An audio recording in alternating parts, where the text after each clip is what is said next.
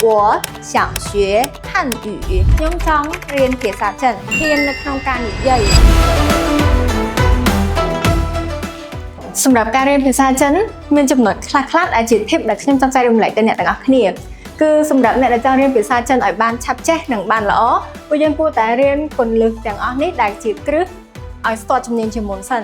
ដោយសារតែនៅក្នុងនេះមានសឹងមូអ៊ីនមូសឹងមូគឺជាជនជាអ្នកហើយអ៊ីនមូគឺជាស្រៈ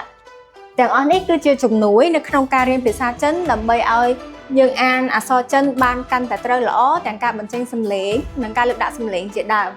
ហើយក៏ជាជំនួយជួយយើងដើម្បីឆាប់ចាំអក្សរនីមួយៗផងដែរគ្រឹះតាក់ទងជាមួយនឹងគំនូសគេហៅថាពីហួរគំនូសអញ្ចឹងគំនូសទាំងអស់ហ្នឹងគឺមានទៀនហឹងស៊ូភៀនណាជាច្រើនទៀតបូកចូលគ្នា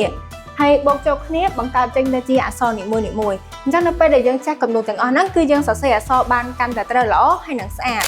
ហើយពី tip ខាងលើទាំងអស់នេះខ្ញុំក៏មាននៅការ recommend ខ្លះៗដល់អ្នកទាំងអស់គ្នាគឺអ្នកទាំងអស់គ្នាគួរតែចំណាយពេលវេលាឲ្យបានច្រើននៅក្នុងការហ្វឹកហាត់ការអានការសរសេរនិងការស្ដាប់ផងដែរការអានអ្នកទាំងអស់គ្នាអាចហ្វឹកហាត់នៅក្នុងការអានសៀវភៅផ្សេងៗអ្នកទាំងអស់គ្នាកំពុងរៀនឬក៏រៀនសរសេរនៅអក្សរផ្សេងៗដើម្បីឲ្យឆាប់ចំណាំដៃចំណាំអក្សរហើយពេលហ្នឹងអ្នកទាំងអស់គ្នាក៏អាចអាសាមើលជា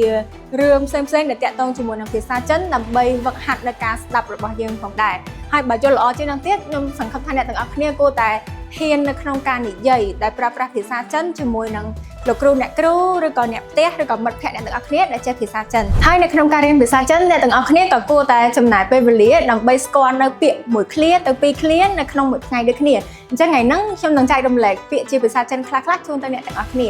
ចែករំលែកពាក្យមួយឃ្លាគឺ我想学汉语